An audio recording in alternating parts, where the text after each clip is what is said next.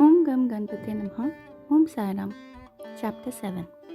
In this chapter, we'll be knowing more about the wonderful incarnation, behavior of Sai Baba, his yogic practices, his all-pervasiveness, leper devotee service, Master Khapade's plague, and a case going to Pandharpur. Wonderful incarnation. Sai Baba knew all yogic practices.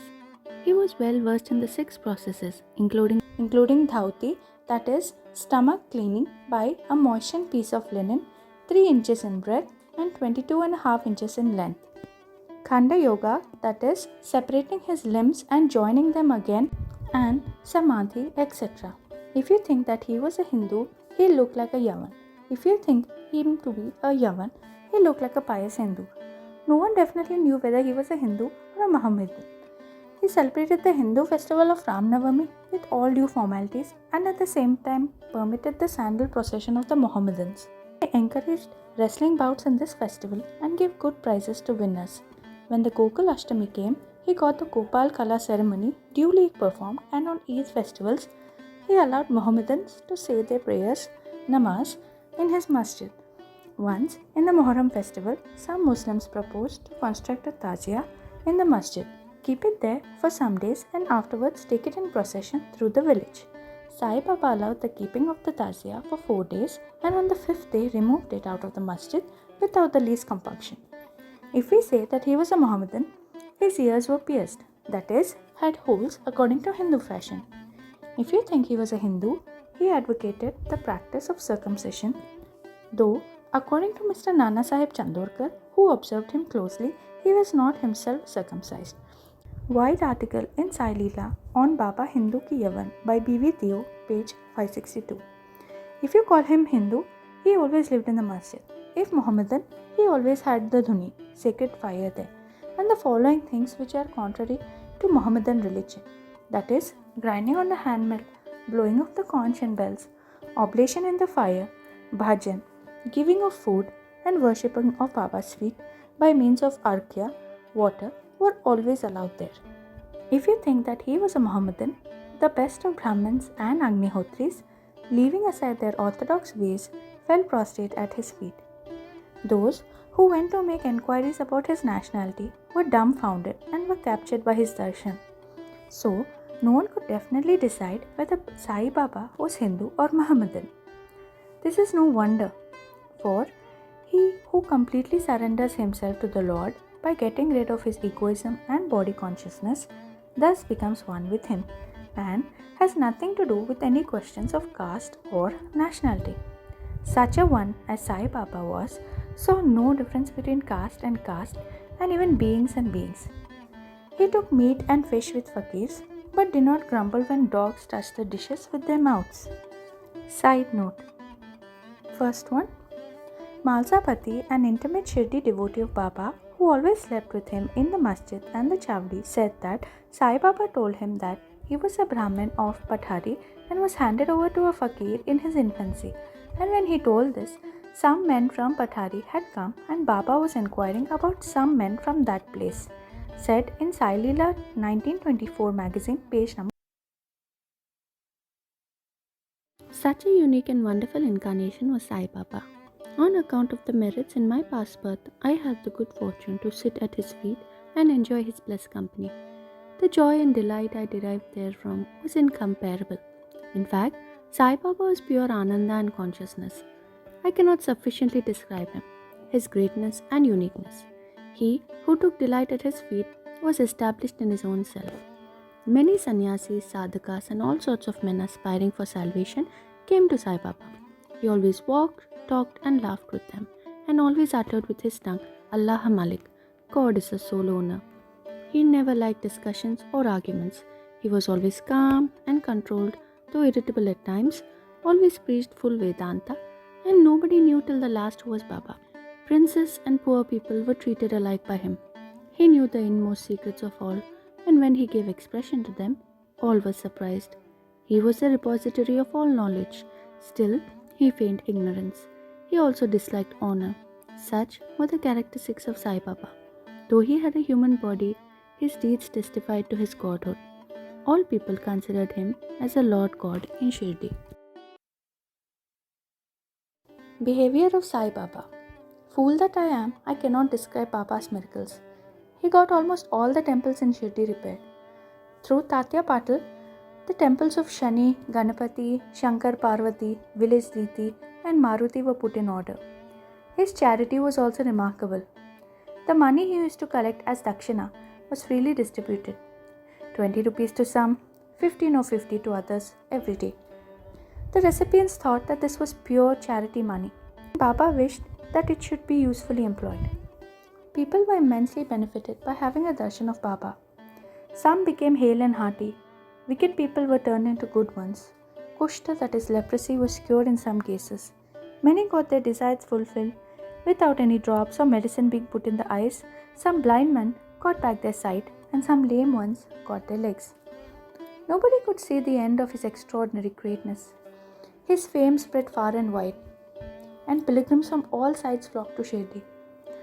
Baba sat always near the dhuni and eased himself there, and always sat in meditation, sometimes with and on other times without a bath. He used to tie a white turban on his head and wear a clean dhota round his waist and a shirt on his body. This was his dress in the beginning. He started practicing medicine in the village, examined patients, and gave medicines. He was always successful, and he became famous as a hakim, that is, a doctor. A curious case may be narrated here. One devotee got his eyeballs quite red and swollen. No doctor was available in Shirdi. The other devotees took him to Baba. Other doctors would use ointments, anjans, cow's milk, and camphorated drugs, etc. in such cases. Baba's remedy was quite unique. He pounded some biba, that is some carpus anacardium, that is marking nuts, and made 2 balls of them and thrust them on in each eye of the patient and wrapped a cloth bandage around his eyes. Next day the bandage was removed and water was poured over them in a stream. The inflammation subsided and the pupils became white and clear. Though the eyes are very delicate, the biba caused no smarting but removed the disease of the eyes. Many such cases were cured, and this is only an instance in point. Baba knew all the processes and practices of yoga. 2 of them will be described here. Dhauti or cleaning process. Baba went to the well near a banyan tree at a considerable distance from the masjid every 3rd day and washed his mouth and had a bath. On one occasion, he was seen to vomit out his intestines, clean them inside and outside, and place them on a jam tree for drying. There are persons in Shirdi who have actually seen this and who have testified to this fact. Ordinary dhauti is done by a moistened piece of linen 3 inches broad, 22.5 feet long. This piece is gulped down the throat and allowed to remain in the stomach for about half an hour for being reacted there and then taken out. But Baba's dhauti was quite unique and extraordinary. Khanda Yoga. In this practice, Baba extracted the various limbs from his body and left them separately at different places in the masjid. Once, a gentleman went to the masjid and saw the limbs of Baba lying separately at separate places. He was much terrified and he first thought of running to the village officers and informing them of Baba being hacked to pieces and murdered. He thought that he would be held responsible as he was the first informant and knew something of the affair. So, he kept silent. But next day when he went to the masjid, he was very much surprised to see Baba hale and hearty and sound as before. He thought that what he had seen the previous day was only a dream. Baba practiced yoga since his infancy and nobody knew or guessed the proficiency he attained. He charged no fees for his cures, became renowned and famous by virtue of his merits, gave health to many a poor and suffering person. This famous doctor of doctors cared not for his interests but always worked for the good and welfare of others, himself suffering unbearable and terrible pain many a time in the process. One such instance I give below, which will show the all-pervasive and most merciful character of Sai Baba. Baba's all-pervasiveness and mercy. In the year 1910, Baba was sitting near the dhuni on Diwali holiday and warming himself. He was pushing firewood into the dhuni, which was brightly burning. A little later, instead of pushing logs of wood, Baba pushed his arm into the dhuni. The arm was scorched and burned immediately. This was noticed by the servant Madhava and also by Madhavrao Deshpande, that is Shama. They, at once ran to Baba, and Madhavrao clasped Baba by his waist from behind and dragged him forcibly backward and asked, Deva, for what have you done this?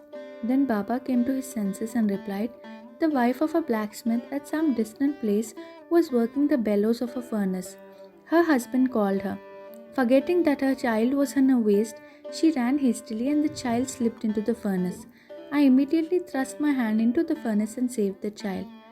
I do not mind my arm being burned, but I am glad that the life of the child is saved. Leper devotee service. On hearing the news of Baba's hand being burned from Shama, Madhavrao Deshpande, Mr. Nana Sahib Chandorkar, accompanied by the famous Dr. Parmanand of Bombay with his medical outfit consisting of ointments, lint and bandage, rushed to Shirdi and requested Baba to allow Dr. Parmanand to examine the arm and dress the wound caused by the burn. This was refused. Ever since the burn, the arm was dressed by the leper devotee Bhagoji Shinde. His treatment consisted in massaging the burnt part with ghee and then placing a leaf over it and bandaging it tightly with pattis, that is, bandages. Mr. Nana Sahib Chandorkar solicited Baba many a time to unfasten the pattis and get the wound examined and dressed and treated by Dr. Parmanand with the object that it may be speedily healed. Dr. Parmanand himself made similar requests, but Baba postponed, saying that Allah was his doctor and did not allow his arm to be examined. Dr. Parmanand's medicines were not exposed to their air of Shirdi as they remained intact, but he had the good fortune of getting a darshan of Baba. Bhagoji was allowed to treat the hand daily. After some days the arm healed and all were happy. Still, we do not know whether any trace of pain was left or not. Every morning Bhagoji went through his program of loosening the pattis, massaging the arm with ghee and tightly bandaging it again. This went on till Sai Baba's Samadhi. Sai Baba, perfect Siddha as he was, did not really want this treatment, but out of his love to his devotee, he allowed the upasana, that is, service of Bhagoji to go on uninterrupted all along. When Baba started for Lendi, Bhagoji held an umbrella over him and accompanied him.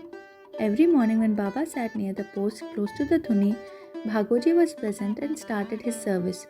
Bhagoji was a sinner in his past birth. He was suffering from leprosy. His fingers had shrunk and his body was full of pus and smelling badly. Though outwardly he seemed so unfortunate, he was really very lucky and happy, for he was a premier servant of Baba and got the benefit of his company. Master Kaparde's plague case. I shall now relate another instance of Baba's wonderful Leela. Mrs. Kaparde, the wife of Mr. Dada Sahib Kaparde of Amravati, was staying at Shirdi with her young son for some days. One day the son got high fever, which further developed into bubonic plague. The mother was frightened and felt most uneasy. She thought of leaving the place for Amravati and went near Baba in the evening.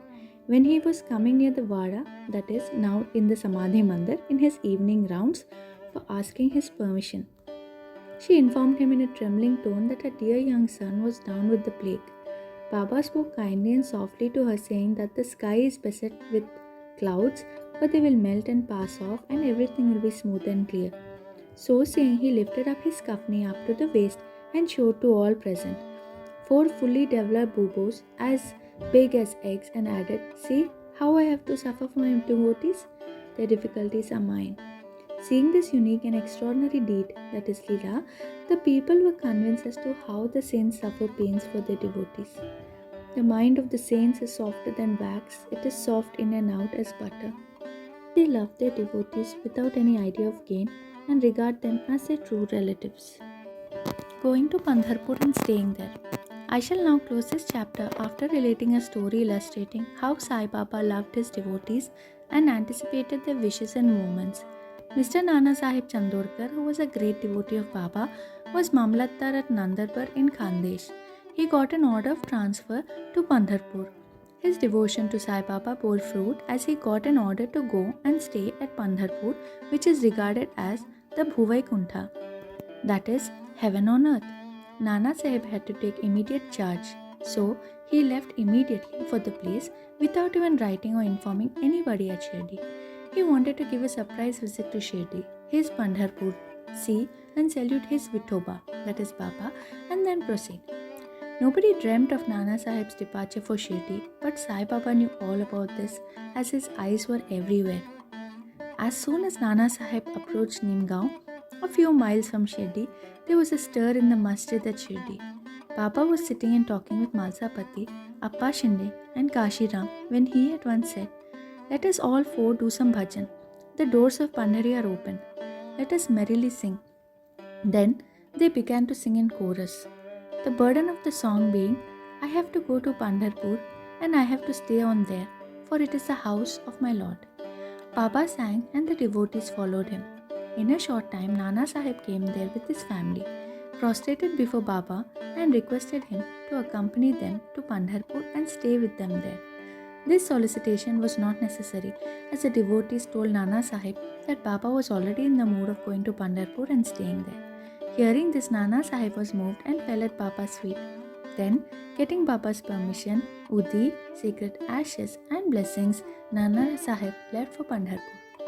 There is no end to Baba's stories, but let me now make a halt here, reserving for the next chapter other topics such as importance of human life, Baba's living on alms, Baijabai service, and other stories. Bow to Sri Sai, peace be to all.